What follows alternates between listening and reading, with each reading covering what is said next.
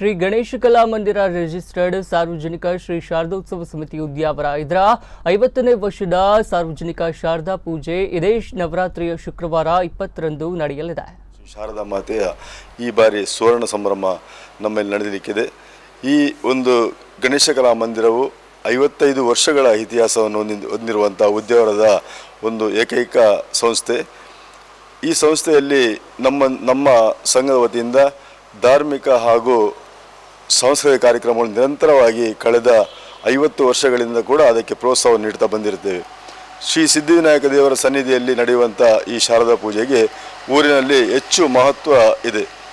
ಯಾಕೆಂದರೆ ನಮ್ಮ ಈ ಶಾರದಾ ಮಹೋತ್ಸವ ಕಾರ್ಯಕ್ರಮದಲ್ಲಿ ದುರ್ಗಾ ನಮಸ್ಕಾರ ಪೂಜೆಯು ಅತ್ಯಂತ ಯಶಸ್ವಿಯಾಗಿ ನಡೆಯುತ್ತಾ ಬಂದಿರುತ್ತದೆ.